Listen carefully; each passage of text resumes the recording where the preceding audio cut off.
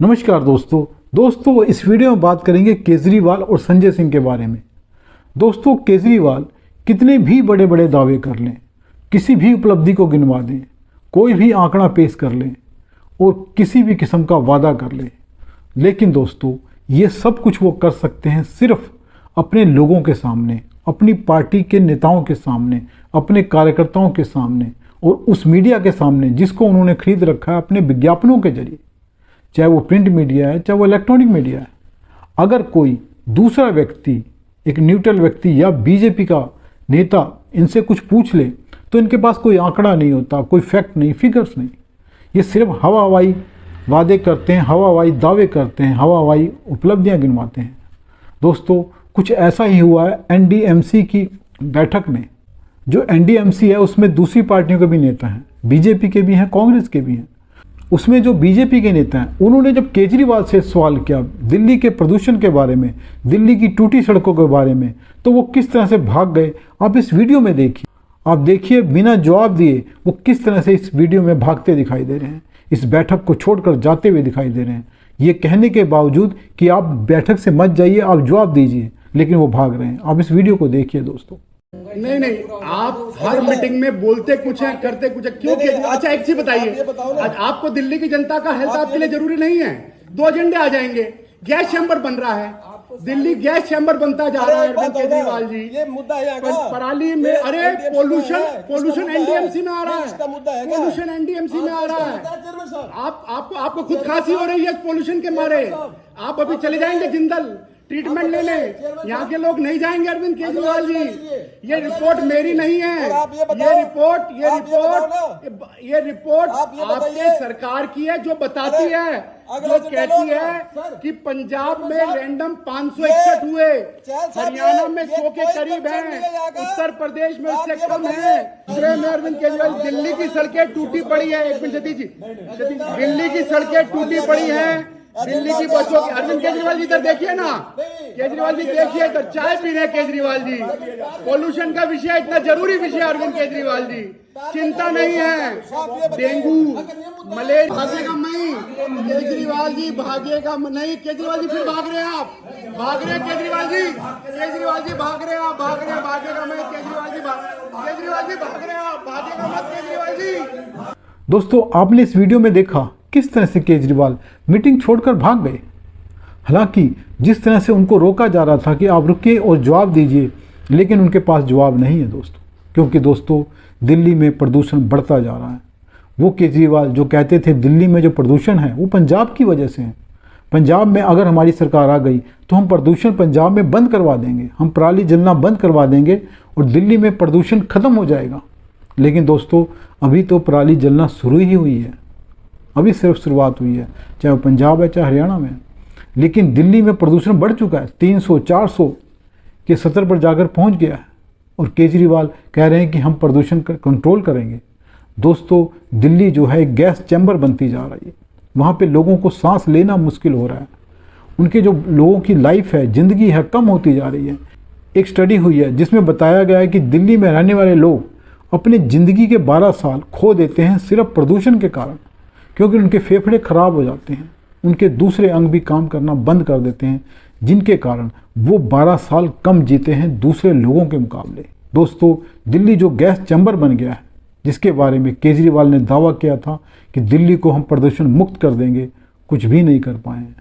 केजरीवाल ने दिल्ली को प्रदूषण मुक्त करने के बारे में बड़े बड़े दावे किए, लेकिन दोस्तों वो सारे दावे हवा हवाई साबित हुए हैं। दिल्ली में प्रदूषण बढ़ता जा रहा है।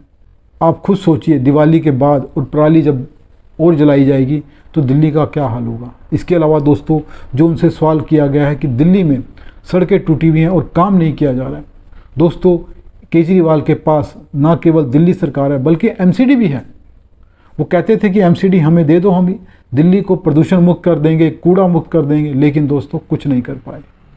वो ना दिल्ली की टूटी सड़कों को ठीक कर पाए हैं, ना प्रदूषण मुक्त कर पाए हैं, ना ही कूड़े के पहाड़ को ख़त्म कर पाए हैं।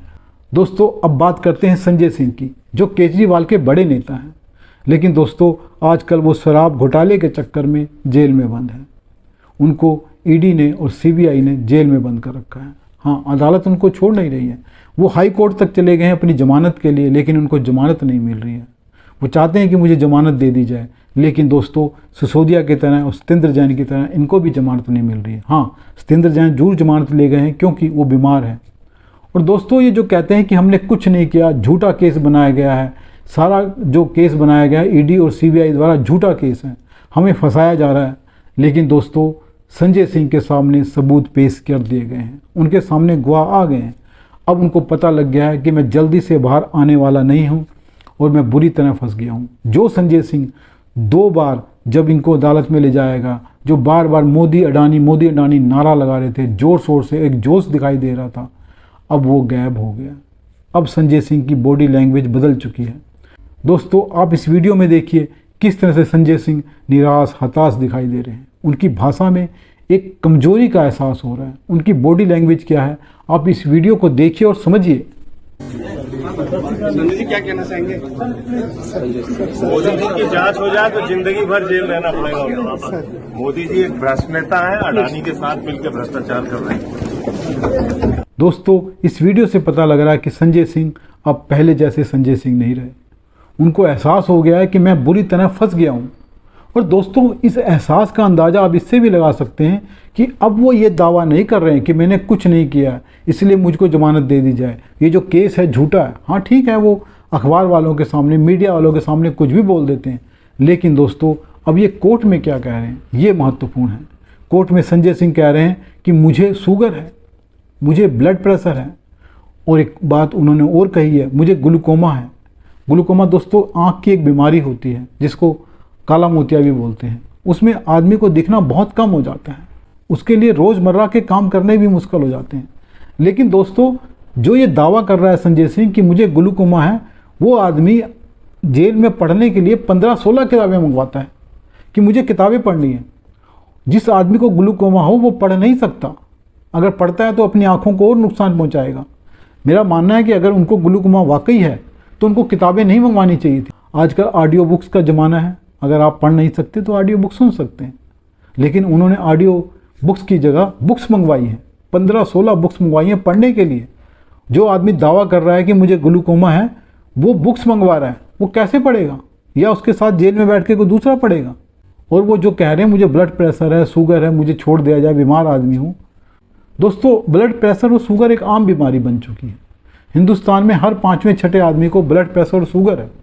और दूसरी बात है, अगर आपको ब्लड प्रेशर और शुगर बीमारी है, आपको लगता है कि मुझे इससे जान को खतरा है, मुझे इलाज चाहिए, तो आपको ये काम नहीं करना चाहिए था। आपको इस तरह के घोटाले नहीं करने चाहिए थे कि आपको जेल जाना पड़े। ये आपको पहले सोचना चाहिए थे, मुझे ग्लूकोमा है, मुझे ब्लड प्रेशर है, मुझे शुगर है, मैं ऐसे काम ना करूं कि मुझे जेल जाना पड़े। लेकिन दोस्तों जब आपको जेल जाना पड़ रहा है, जब आपने घोटाला किया, तब आपने नहीं सोचा कि मैं ये क्या कर रहा हूँ। आज संजय सिंह फंस गए हैं। दोस्तों मेरा मानना है कि संजय सिंह मनीष सिसोदिया से ज़्यादा बुरी तरह फंस गए। मनीष सिसोदिया तो हो सकता है 1-2 महीने में बाहर आ जाए, उनको जमानत मिल जाए, लेकिन संजय सिंह बचने वाले नहीं हैं, वो लंबा जेल जाने वाले हैं। और क्योंकि उनके खिलाफ जो सबूत हैं, जो गवाह हैं, मजबूत हैं। दोस्तों इतने बहाने बनाने के बावजूद संजय सिंह को अदालत ने 10 नवंबर तक जेल भेज दिया है, उसको जमानत नहीं दी है। अभी इस पर आगे भी सुनवाई होगी 10 नवंबर के बाद, देखते हैं वो कब तक जेल में रहता है। दोस्तों अब वो जल्दी से बाहर आने वाला नहीं, ये तो तय है, क्योंकि हाई कोर्ट ने भी उसकी जमानत देने से मना कर दिया है। अब देखते हैं अदालत 10 नवंबर को क्या करती है। नमस्कार दोस्तों, अगर वीडियो पसंद आए तो लाइक करें, चैनल को सब्सक्राइब करें। धन्यवाद दोस्तों।